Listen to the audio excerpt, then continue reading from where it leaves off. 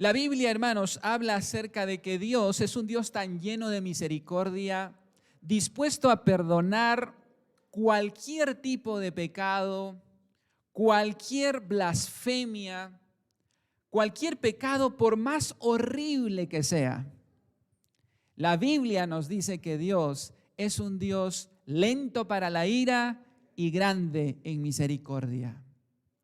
Sin embargo, esa misma Biblia que nos dice que Dios es amplio en perdonar, hasta el pecado más atroz y más horrible, es la misma Biblia que nos dice que hay un pecado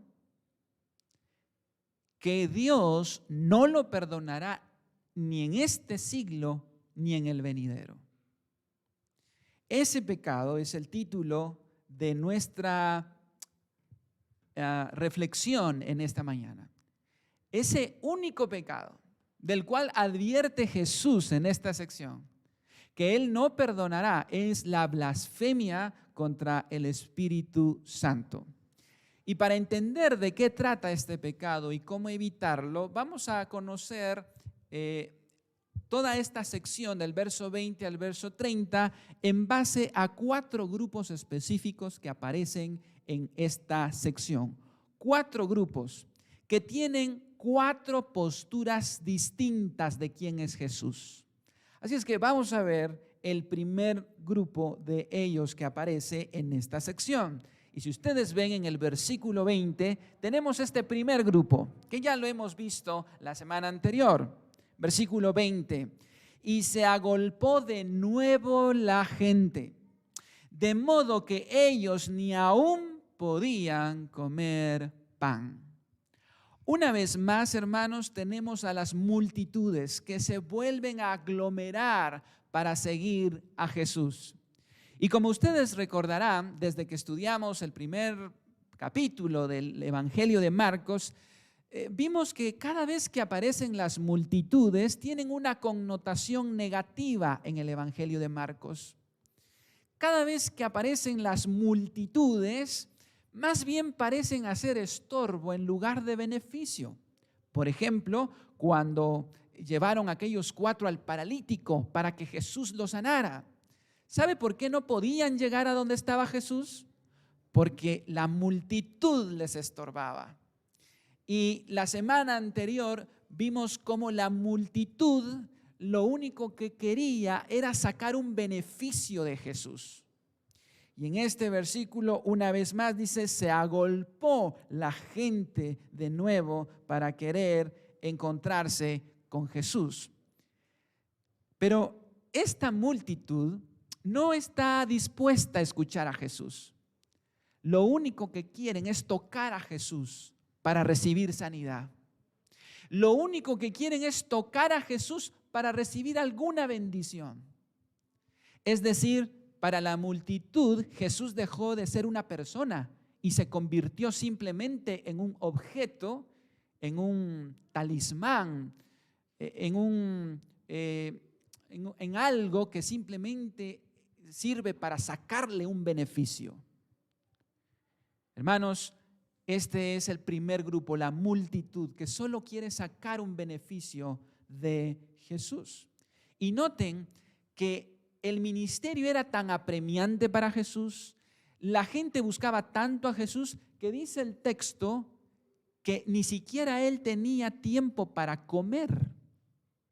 Es decir, a la multitud no le importaba si Jesús ya había comido, no le importaba si Jesús había dormido o había descansado, no le importaba si Jesús estaba cansado. La multitud lo único que le interesaba era sacar un beneficio personal para ellos. Y la verdad es que Jesús estaba tan atareado con su trabajo, con su ministerio, que en verdad no tenía tiempo a veces ni siquiera para comer. Es curioso, hermanos, ver cómo en el Evangelio de Marcos y en los demás evangelios las multitudes van desapareciendo poco a poco, poco a poco. Uno piensa que las multitudes estaban todo el tiempo. No, Las multitudes en los evangelios están en los primeros capítulos, pero luego van desapareciendo. ¿Y sabe por qué empezaron a desaparecer? Cuando Jesús empezó a hablarles del evangelio y empezó a hablarles del costo del discipulado. Si hay algo a lo que las multitudes son alérgicas, es al compromiso con Dios. Las multitudes solo quieren un beneficio, pero no quieren comprometerse con Dios. Le huyen al compromiso. Por eso estaban allí cuando Jesús empieza a hablarles de compromiso, de que todo aquel que quiera venir hacia Jesús debe tomar su cruz, debe amarle más que a su padre, a su madre, a su esposa, a sus hijos y renunciar a lo que tiene, negarse a sí mismo. Entonces las multitudes dijeron, parece que no es por aquí la cosa, y empezaron a alejarse. Y cada vez más eran menos los seguidores de Jesús. Porque recuerde bien esto, si hay algo a lo que le huye la multitud, es al compromiso. No quieren compromiso. Hermanos, tristemente, muchos pastores y líderes hoy, lo único que quieren en la iglesia es multitud. Lo único que quieren es ver llenas las bancas de la iglesia. No persiguen formar discípulos, no persiguen formar personas que amen al Señor. Simplemente con ver los domingos una multitud se conforman. Pero hermanos, en esta iglesia no buscamos ser multitud. En esta iglesia buscamos ser discípulos. Si usted le huye al compromiso, esta no es su iglesia. Porque no deseamos ser multitud. Deseamos ser discípulos del Señor. Y a eso nos ha llamado el Señor, a ser discípulos. Así es que tenemos entonces el primer grupo de personas y es la multitud. Ahora veamos el siguiente grupo de personas, son 4, ¿recuerdan? Y qué curioso, miren, el siguiente grupo de personas es interesantísimo. Versículo 21.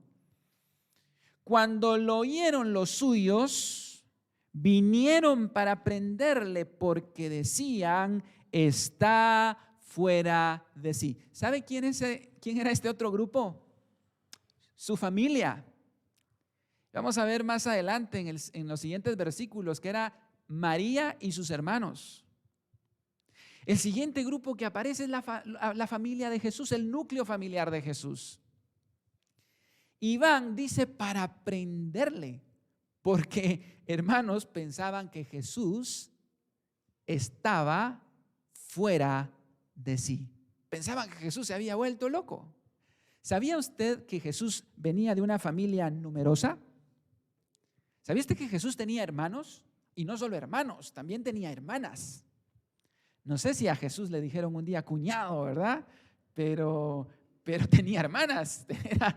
Era una familia numerosa. Mateo 13 nos habla de la familia numerosa de Jesús, verso 55.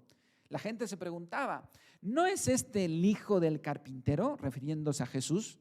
¿No se llama a su madre María y sus hermanos Jacobo, José, Simón y Judas? Imagínese usted, él tenía un hermano que se llamaba Judas, pero no Iscariote, ¿verdad? Judas era un nombre muy, muy común. Verso 56. ¿No están todas sus hermanas con nosotros? ¿Se dan cuenta? Jesús también tenía hermanas. ¿De dónde pues tiene toda esa comitiva de hermanos y hermanas y María? Están aquí en Marcos buscando a Jesús para prenderle porque piensan que Jesús se ha vuelto loco. Ahora, pónganse un momento en los zapatos de los hermanos de Jesús y de la familia de Jesús, que han crecido con él desde niños, jugaron juntos, crecieron juntos, fueron a la escuela juntos. Y de repente Jesús empieza a decir cosas como, hijo, te perdono tus pecados. De repente su hermano empieza a decir cosas como, pues yo soy Señor del día de reposo. Y de repente Jesús empieza a decir cosas como, antes de Abraham yo soy. Entonces, humanamente hablando, podríamos decir, bueno, mi hermano se está volviendo loco. Y de repente su hermano, imagínese usted, teniendo nosotros un antecedente, piense en su hermano. ¿Todos aquí tienen un hermano? La mayoría. Imagine que su hermano de repente dice que es el Jesús de la segunda venida y que se encarnó en su hermano. ¿Qué pensaría usted de él? Pues diría uno, parece que no hace clic, ¿no? O sea, es algo raro. Así es que cuando los hermanos y la familia de Jesús empiezan a escuchar que Él dice que Él es el Mesías esperado y que Él es capaz de dar perdón a las personas, empieza a haber un conflicto, empieza a haber diferencias.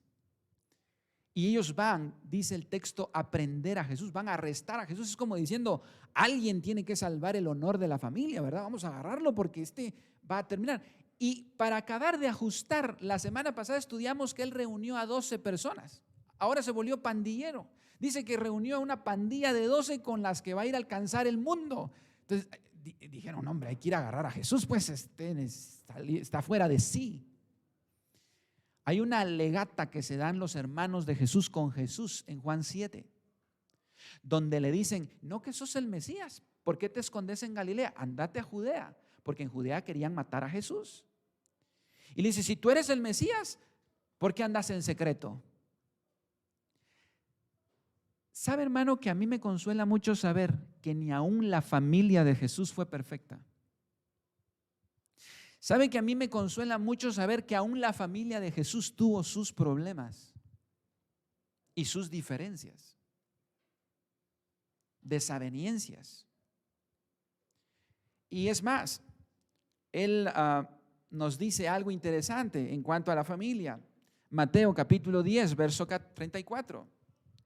Jesús dijo, no penséis que he venido para traer paz a la tierra. No he venido para traer paz, sino espada. Porque he venido para poner en disensión o en confrontación al hombre contra su padre, a la hija contra su madre y a la nuera contra su suegra, y los enemigos del hombre serán los de su casa. ¿De qué está hablando este texto? Hermanos, yo conozco jóvenes que han sido literalmente sacados de su casa cuando se volvieron cristianos. Mamá y papá los rechazaron. Yo conozco personas que por la causa de Cristo, los enemigos han sido los de su propia casa. Los han rechazado. A algunos los han desheredado por ser cristianos. Hay papás que, aunque usted no me lo crea, prefieren ver a sus hijos en una discoteca que verlos en una iglesia. Y Jesús dijo, yo he venido a traer disensión. Pero hermanos, este pasaje no solo se aplica para los que son cristianos en un contexto de una familia no cristiana. Este pasaje también se aplica para Jesús siendo disensión también en medio de un hogar cristiano, donde todos son cristianos. Pero ¿cómo puede ser Jesús ser causa de disensión cuando no todos los familiares tienen el mismo compromiso con Jesús? También Jesús será causa de disensión. Cuando los padres ven que sus hijos no tienen el compromiso que deberían con el Señor, Jesús también será causa de disensión. Y cuando los hijos que tienen un compromiso con Dios ven que sus papás no tienen un compromiso con Dios, también Jesús será causa de disensión. Así es que Jesús tiene una pugna con su familia. También tuvo problemas intrafamiliares. Lo que me llama la atención es que en esta comitiva va María. Y uno se pregunta, ¿qué hace María ahí? Porque María fue la que recibió al ángel Gabriel y le dijo que su hijo tenía un llamado especial, que sería el redentor del mundo. Pero eso fue 30 años atrás. Parece que a María se le ha ido olvidando de alguna manera esa promesa y es una de las que va en esa comitiva para arrestar a Jesús. María también fue humana. María también tuvo que pasar de dejar ver a Jesús como su hijo y empezar a verlo como su Señor. Qué interesante entonces es ver que Jesús no tenía la familia perfecta. Jesús también tenía una familia común y normal. También tuvieron sus problemas. Y Él nos entiende cuando tenemos problemas también con nuestras familias. Entonces tenemos ya dos grupos. ¿Cuál fue el primer grupo que vimos? La multitud. ¿Y qué pensaba la multitud de Jesús? Que Jesús era simplemente un milagrero a quien podían sacarle un beneficio personal. Para ellos Jesús era simplemente un milagrero, un objeto a quien podían sacarle beneficio. ¿Quién es el segundo grupo? La familia misma de Jesús. Ni la familia de Jesús fue perfecta, ni creían en Jesús. Pensaban que estaba loco. Ese es el segundo grupo. Ahora veamos el tercer grupo que aparece en nuestro texto. ¿Quiénes eran el tercer grupo? Y a ese le vamos a dedicar un poquito de más atención. Versículo 22. ¿Quién era el tercer grupo? Pero los escribas que habían venido de Jerusalén decían que tenía a Belcebú y que por el príncipe de los demonios echaba fuera los demonios. Wow. Vean, hermanos, el contexto tan complejo, tan difícil de Jesús. Por un lado, su familia pensaba que estaba loco y ahora los escribas dicen que está endemoniado. ¿Quiénes eran los escribas? Dice el texto que venían de Jerusalén. Eso no es cualquier cosa, no era cualquier grupo de escribas. Era un grupo de escribas selecto que venía de Jerusalén, el epicentro religioso. Los más estudiosos de las escrituras estaban en Jerusalén. Eso es como decir, venían escribas del CETECA, ¿verdad? Así como que los que están estudiando mucho ahí, ¿verdad? No es que todos los que estén ahí son escribas, ¿verdad? Pero digamos, era un grupo selecto de Jerusalén. O sea, le enviaron a Jesús un grupo selecto.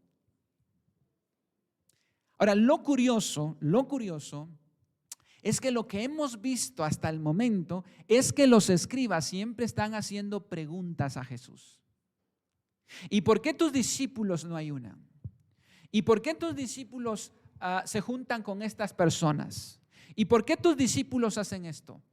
Noten que este grupo, viene más afilado. Ya no viene a hacer preguntas. Estos ya vienen con un veredicto. Estos no vienen a investigar. Estos vienen a juzgar. Estos vienen no a hacer preguntas. Estos vienen a decir lo siguiente. Decían que tenía a Belcebú y que por el príncipe de los demonios echaba fuera a los demonios. Hermanos, lo que estos escribas estaban diciendo era algo muy delicado. Ellos estaban diciendo que Jesús no era más que un endemoniado. Belcebú era una deidad pagana del Antiguo Testamento de una ciudad filistea llamada Ecrón, que es Baal-zebú, que significa Baal es príncipe. Pero los israelitas, en son de burla, no le decían Baal-zebú, sino le decían Belcebú, que significa príncipe de las moscas. Con el tiempo, era una manera despectiva de referirse a Satanás. Y cuando ellos vieron el contexto de este pasaje, es que Jesús, en un evangelio paralelo, Jesús acababa de expulsar a un demonio. Entonces los escribas dicen, es porque tiene a Belcebú, por el príncipe de los demonios. En otras palabras, Jesús es un endemoniado y las obras que hace, las hace por el poder de Satanás. Esa es una declaración muy delicada, porque veremos, hermanos, que esto es la blasfemia contra el Espíritu Santo. Esto es el pecado imperdonable. Y qué curioso, ¿verdad, hermanos? Porque no fueron las multitudes los que cometieron este pecado, no fueron los paganos, no fueron las prostitutas, no fueron los cobradores de impuesto los que cometieron el pecado imperdonable. fueron los que más sabían de la Biblia, los que pueden cometer las cosas más horribles, los pecados más horribles. ¿De qué trata esto? Bueno, vamos a ver, por supuesto, de qué trata. Algo que hay que mencionar, hermanos, ¿se dan cuenta ustedes que el problema del hombre no es el tener evidencia? ¿Han escuchado ustedes personas que dicen es que si Dios hiciera tal o cual milagro, entonces yo creería más en Él? Si Dios hiciera tal o cual cosa. Hermanos, el problema del hombre no es la evidencia. Estos escribas habían visto una y otra y otra y otra vez, milagro tras milagro. Pero su corazón estaba tan endurecido que en lugar de creer en Dios terminan creyendo más en Satanás. Y dicen, Jesús está endemoniado. El problema nuestro no es que nos hace falta evidencia, sino es que tenemos un corazón endurecido. Ahora Jesús se va a tomar en serio esa acusación. Miren, que dijeran que Jesús estaba loco, Jesús no fue y habló con su familia. Que las multitudes lo quisieran usar como un objeto, Jesús confrontó a las multitudes, pero esta acusación Jesús sí se la tomó muy en serio y los llamó a los escribas. Y Él les va a responder con un argumento lógico y con un argumento teológico a lo que le están diciendo. Vean ustedes el siguiente versículo, versos 23 y 26. Y habiéndolos llamado, les decía en parábolas. ¿Cómo puede Satanás echar fuera a Satanás? Este es el argumento lógico. Si un reino está dividido contra sí mismo, tal reino no puede permanecer. Y si una casa está dividida contra sí misma, tal casa no puede permanecer, dice el verso 25. Tal casa no puede permanecer. Verso 26. Si Satanás se levanta contra sí mismo y se divide, no puede permanecer, sino que ha llegado a su fin. El primer argumento es un argumento lógico que Jesús le dice, ¿cómo voy yo a echar a Satanás pensando que Satanás va a atacar su reino a sí mismo? Satanás no se va a atacar a sí mismo, es la lógica de Jesús. Eso es como pensar, hermanos, por ejemplo, en términos futbolísticos, acabamos de ver la final del Mundial entre Argentina y Francia. ¿Ustedes se imaginan a Argentina intentando ganar echando goles en su propia portería? No tiene lógica. Es lo que Jesús está diciendo. Si yo echo demonios por el poder de Satanás, es como Satanás echándose goles a sí mismo. Eso no es lógico.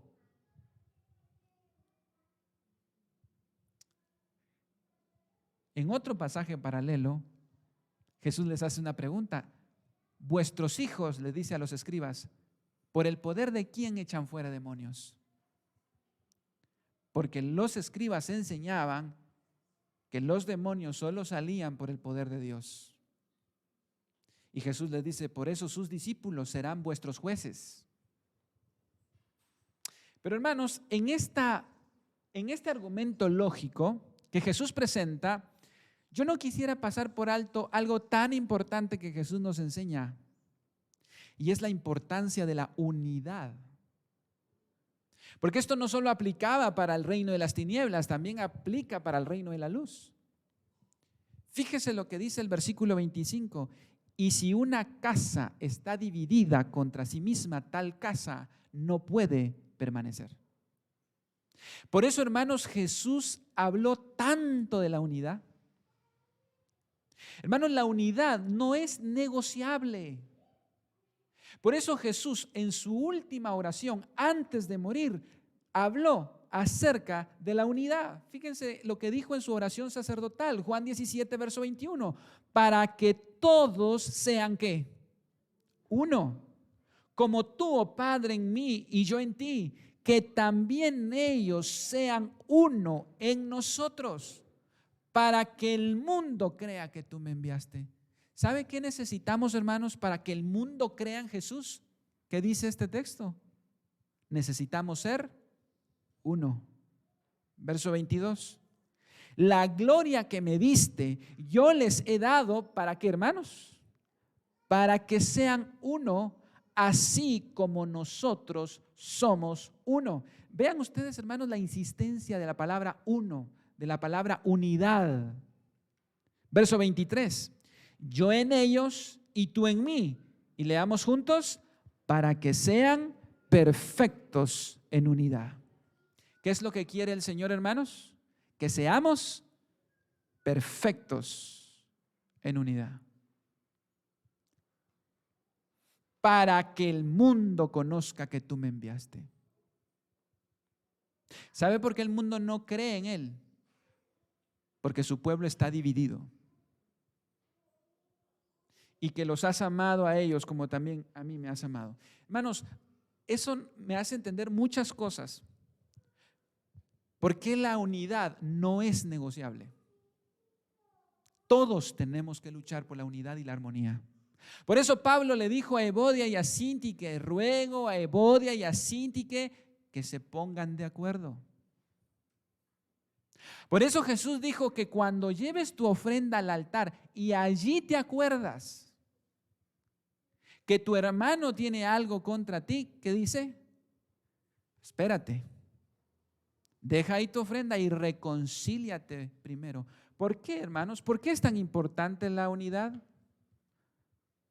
Por lo que dice este texto. Si un reino está dividido contra sí mismo, tal reino no puede permanecer. Si una casa está dividida contra sí misma, tal casa no puede permanecer. Le pregunto, hermano, ¿cómo está su casa? ¿Está dividida o está unida? ¿Cómo estamos como iglesia? ¿Hay unidad? ¿Hay armonía? Este año son las elecciones presidenciales. ¿Sabe por qué Guatemala está como está? Porque somos un país muy dividido. Peleamos mucho entre nosotros como guatemaltecos. Y Jesús da este principio. Si una casa está dividida, si un reino, si una empresa, si una iglesia, si un equipo. Por eso, hermanos, nosotros peleamos tanto por la unidad. Y la unidad es responsabilidad de todos. Por eso el saludo es parte del programa. Porque es parte de nuestra adoración. Tenemos que ser intencionales en estar unidos. Si no, dice el texto, no vamos a permanecer. Ahora veamos el argumento teológico de Jesús para responder a los escribas. Primero le dice, es ilógico, ¿cómo yo con el poder de Satanás voy a echar fuera a Satanás? Eso no tiene lógica. Pero ahora va con un argumento teológico y dice el versículo 27. Ninguno puede entrar en la casa de un hombre fuerte y saquear sus bienes, si antes no le ata, y entonces podrá saquear su casa. Hermanos, pregunto, ¿quién es el hombre fuerte de este pasaje? ¿Quién será ese hombre fuerte a quien hay que atar para poder saquearle? Este hombre fuerte es Satanás, que está en su casa, dice, y que hay que atarlo para poder saquear. La Biblia, hermanos, reconoce que Satanás es el hombre fuerte de este mundo. Es más, le llama el príncipe de este mundo. Jesús mismo le dijo a Satanás, o llamó a Satanás así, Juan capítulo 12, verso 31, ahora es el juicio de este mundo, ahora el príncipe de este mundo será echado fuera. No solo se le llama el príncipe de este mundo, se le llama el Dios de este siglo. En 2 Corintios capítulo 4, verso 4, el apóstol Pablo dijo, en los cuales el Dios de este siglo cegó el entendimiento de los incrédulos para que no les resplandezca la luz del evangelio de la gloria de Cristo, el cual es la imagen de Dios. Hermanos, este mundo es la casa de Satanás. Es un medio de gobierno. O mejor dicho, era su medio de gobierno. ¿Por qué? Porque hay alguien que entró y entró a la casa del hombre fuerte y lo ató y saqueó sus bienes. ¿Saben quién es? Jesús. ¿Y cuándo Jesús entró en la casa del hombre fuerte? Cuando se encarnó, cuando se hizo hombre. Jesús entró en el dominio de las tinieblas. Por eso Satanás quiso eliminar a Jesús usando a Herodes. Cuando Jesús nació, mandó a matar a todos los niños de 2 años para abajo, pero no lo logró. Jesús, en su muerte y resurrección, ató a Satanás y saqueó sus bienes. Es por eso que nosotros decimos que Él nos ha liberado del hombre fuerte. Por eso Colosenses 2:15 dice, y despojando, ahí está, ha atado al hombre fuerte y ahora lo está saqueando, y despojando a los principados y a las potestades, los exhibió públicamente, triunfando sobre ellos en la cruz. Y Colosenses 1:13 dice, el cual nos ha librado de la potestad de las tinieblas. ¿Por qué? Porque Jesús es el que ha atado al hombre fuerte y ahora nos ha liberado de la potestad de las tinieblas y nos ha trasladado al reino de su amado Hijo, en quien tenemos redención por su sangre, el perdón de sus pecados, el perdón de pecados. Con su muerte y resurrección, Jesús ató. Ahora ya no es Satanás el Señor de esta tierra, es Jesús el Señor de esta tierra. Y por eso seguimos siendo, hay gente que sigue siendo trasladada del reino de las tinieblas al reino de la luz. Y Jesús va a concluir este argumento teológico hablándonos acerca de la blasfemia del Espíritu Santo. Y Él dijo lo siguiente, y este es el pecado imperdonable. Y pongámosle atención, hermanos, a este pecado imperdonable. Verso 28 y 30. De cierto os digo que todos los pecados serán perdonados a los hijos de los hombres. Y las blasfemias, cualesquiera que sean. Pero cualquiera que blasfeme contra el Espíritu Santo, que era lo que estaban haciendo los escribas, no tiene jamás perdón, sino que es reo de juicio, porque ellos habían dicho, tiene espíritu inmundo. Hermanos, Dios está dispuesto a perdonar cualquier pecado que usted y yo hayamos cometido. Contra Dios Padre, contra Dios Hijo, adulterio, asesinato, cualquier blasfemia. Es más, Isaías dice, venid luego, y dice Jehová, y estemos a cuentas. Si vuestros pecados fueren como la grana, como la nieve serán emblanquecidos. Si fueren rojos como el carmesí, vendrán a ser como blanca lana. Pero, dice Jesús, la blasfemia contra el Espíritu Santo, esa sí no será perdonada. Y hermanos, ¿cuál es entonces la blasfemia contra el Espíritu Santo? Es atribuir las obras de Jesús al poder de Satanás. ¿Qué es la blasfemia? ¿Cuál es el pecado imperdonable? Es atribuir las obras de Jesús al poder de Satanás. Es pensar que Jesús es obra de Satanás en lugar de obra de Dios. Imagínense, hermano, hasta qué punto habían llegado los escribas. No hay peor ciego que el que no quiere ver. Teniendo evidencia, conociendo las Escrituras, habían torcido su mente para no reconocer a Jesús. ¿Y sabe por qué? Porque dice la Biblia en Juan 16:8 que es el Espíritu Santo quien nos convence de pecado. Pero cuando nosotros decimos que Jesús es obra de Satanás, estamos alejando al único que puede convencernos de pecado, que es el Espíritu Santo. Y hermanos, noten que el pecado de la blasfemia al Espíritu Santo está ligado a rechazar a Jesús, porque los escribas rechazaban a Jesús. No lo querían reconocer como el Señor y Redentor de Israel. Y el Espíritu Santo es el que convence al hombre de pecado, pero ellos decían que era Satanás, no el Espíritu Santo. Qué triste conclusión a la que ellos habían llegado. Y vamos a terminar entonces viendo el cuarto grupo que encontramos en este pasaje. 3 grupos hemos visto. ¿Quién es el primer grupo que vimos? la multitud. ¿Y qué pensaba la multitud de Jesús? Que era solamente un milagrero, un objeto a quien sacarle provecho. Número 2, ¿qué otro grupo vimos? Su familia. ¿Y qué pensaba la familia de Jesús? Que estaba loco, que estaba loco. El tercer grupo, ¿quiénes eran? Los escribas. ¿Y qué pensaban los escribas de Jesús? Que estaba endemoniado. Ahora vamos a terminar este sermón viendo el cuarto grupo. Y ese cuarto grupo me da esperanza.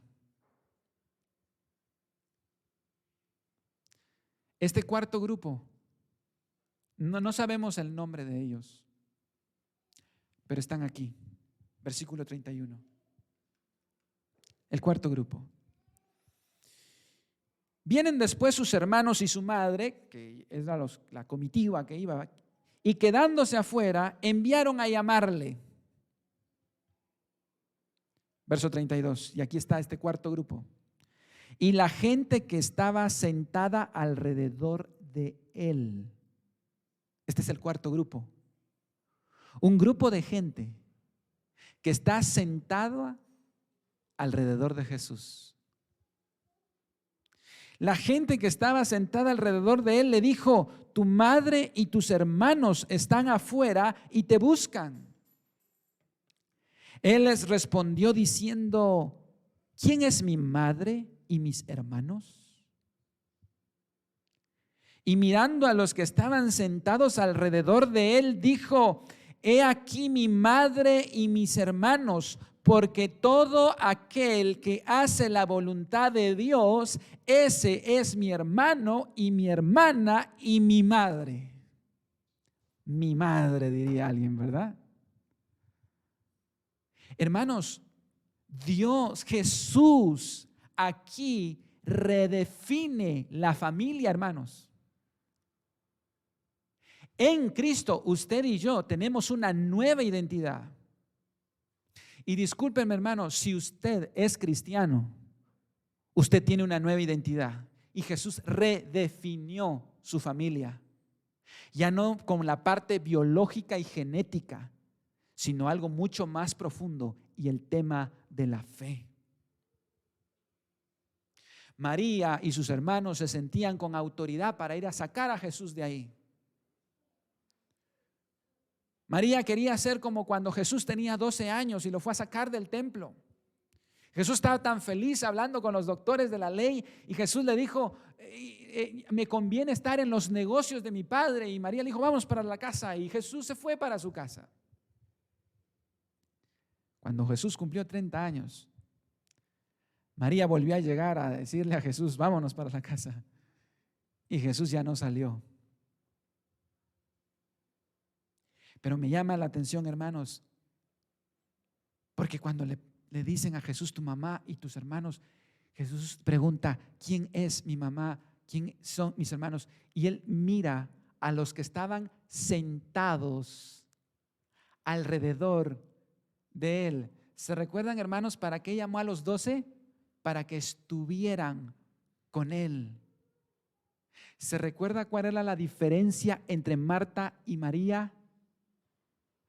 Que María estaba sentada a los pies de Jesús. Y vea usted la diferencia de los tres grupos que hemos visto. La multitud no está sentada. La multitud se avalancha sobre Jesús. La familia de Jesús está en la puerta parada: tráiganme a Jesús. Los escribas están parados acusando a Jesús, pero este grupo está sentado. Eso es señal de sumisión. Ellos no vienen a Jesús para sacar un beneficio. Este grupo no piensa que Jesús está loco, mucho menos endemoniado. Este grupito piensa que Jesús es lo que dijo que era: el Hijo de Dios, el Salvador del mundo, y está sentado alrededor de él. Hermanos amados, ese es el mayor privilegio que usted y yo tenemos: sentarnos a los pies de Jesús para escucharle. Yo pensaba,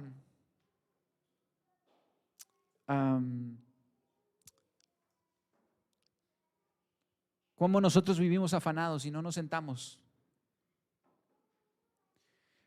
No sé si usted se identifica, pero a veces, hermanos, cuando yo me siento para orar y me detengo durante el día para orar, no sé si usted se identifica conmigo que a veces ellos están ahí sentados, ¿sabe por qué? Porque no tienen prisa. No le están diciendo a Jesús, Jesús, a ver, apúrate. Para ellos es un deleite. Pero ¿no es cierto que para nosotros sentarnos alrededor de Jesús nos estresa? ¿No les ha pasado, hermanos, que cuando tienen que hacer y van a hacer su devocional y se sientan a orar, empiezan a pensar, tengo que hacer tal cosa, y tengo que hacerlo, ay, no llamé a fulano, ay, no, y empieza usted, y cuando está sentado a los pies de Jesús empieza a estresarse, porque dice, tengo tanto que hacer que hoy no voy a orar. Sinceramente, hermanos, me da la impresión de que somos como Marta, afanados y turbados, y por eso no oramos. Pero este grupito está ahí sentado, sin prisa. No orar, hermanos, cuando tenemos mucho que hacer, es como querer viajar con el carro sin gasolina.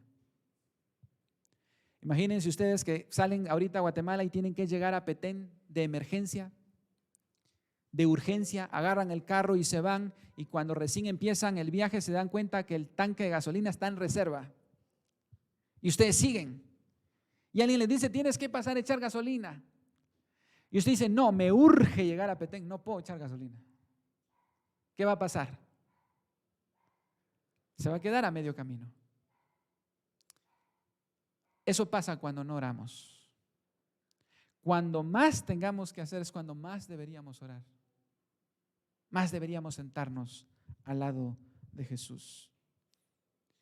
Y entonces, esta es la parte final y esto es lo que me encanta, hermanos. Y con esto voy a terminar en el verso 33. Él respondió diciendo, otra vez, ¿cómo define la familia?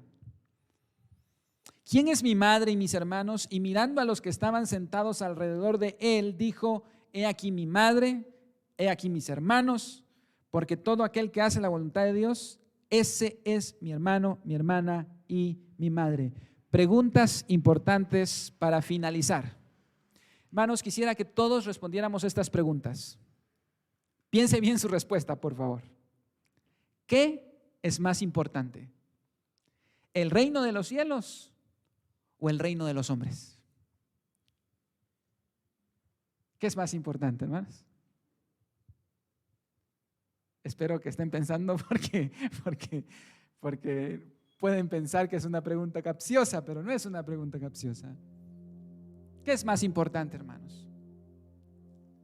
¿El reino de los cielos o el reino de los hombres?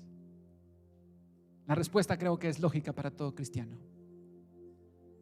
Busca primero el reino de Dios y su justicia, y todo lo demás vendrá por añadidura. Así que estamos de acuerdo, ¿verdad, hermanos? Que lo más importante es el reino de Dios. Amén. Amén. Ahora eso tiene otras implicaciones, que va a lo siguiente. La siguiente pregunta es, entonces, ¿qué es más importante? ¿La familia eterna o la familia terrenal? Interesante, ¿verdad? Entonces, ¿qué es más importante? ¿La familia de Dios o la familia de los hombres? Y entonces, ¿qué es más importante? ¿La familia de la fe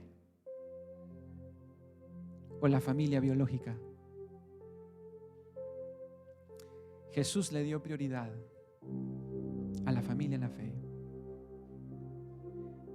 Y Jesús no volvió con María y sus hermanos.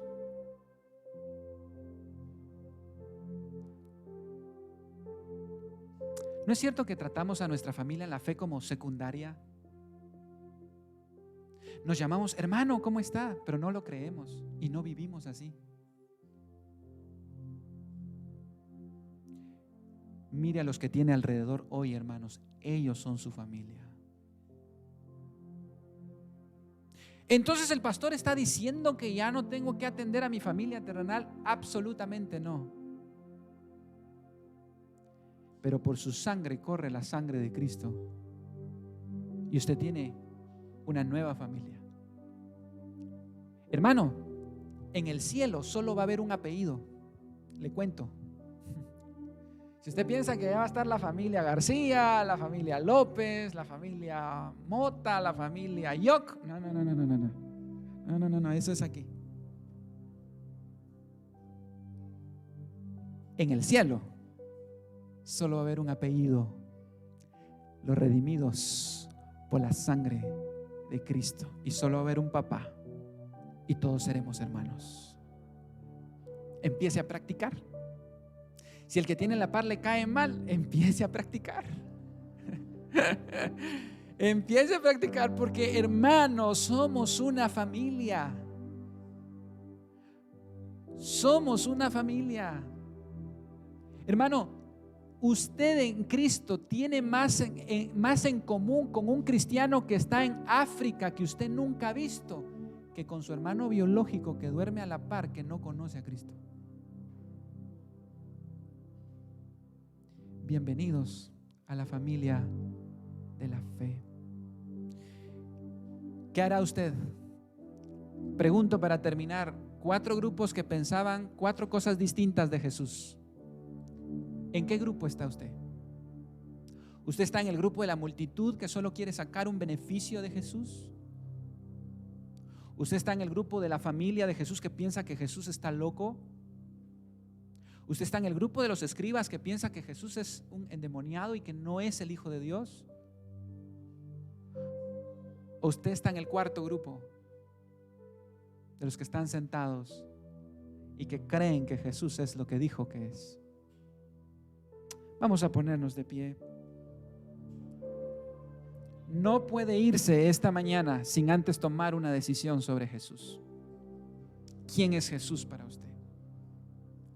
O Jesús es un loco, o Jesús es un endemoniado y ese es el pecado imperdonable, o Jesús es el Hijo de Dios, el Salvador del mundo.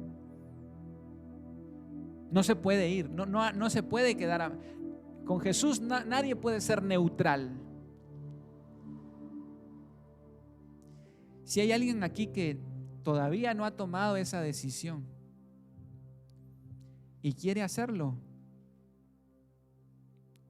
puede levantar su mano y decir: yo quiero o reconciliarme con Jesús, yo quiero creer en Jesús. Si hay alguien aquí que no lo ha hecho y quiere hacerlo, este es el momento para hacerlo. ¿Habrá alguien que quiera reconciliarse con nuestro Señor Jesucristo esta mañana?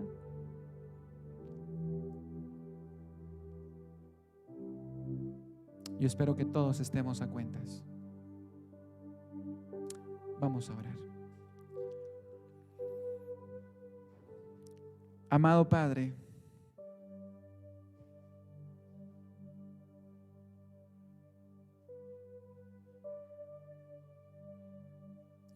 cuán gloriosa es tu palabra, Señor. Padre, nosotros somos ese grupo que se sienta alrededor de Jesús, que no lo critica, que no lo juzga, que no lo rechaza, sino que se sienta alrededor de Él para disfrutar de Él.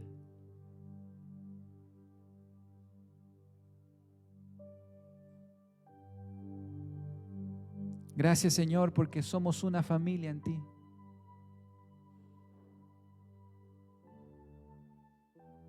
Y tú dijiste que todo el que hace la voluntad de mi Padre, ese es mi hermano, mi hermana. Señor, anhelamos hacer tu voluntad. Anhelamos obedecerte, Señor.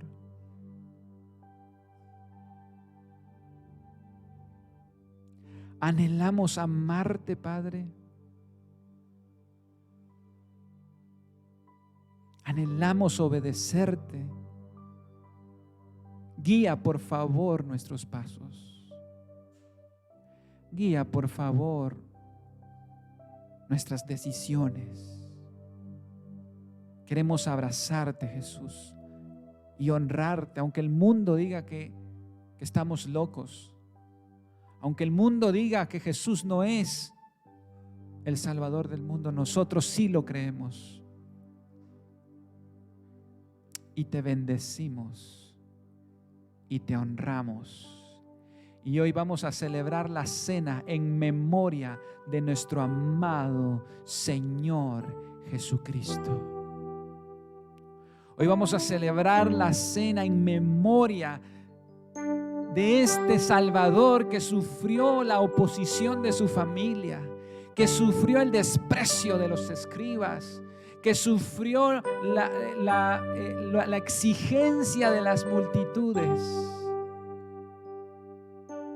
En memoria de Él nos hemos reunido esta mañana para darle toda la gloria y toda la honra. He aquí, Señor, tu familia. He aquí tus hermanos, y gracias porque tú no te avergüenzas de llamarnos tus hermanos.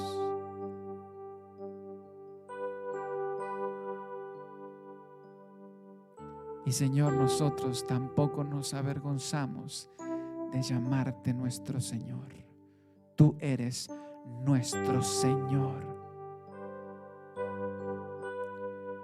Oramos en el dulce nombre de Jesús. Amén.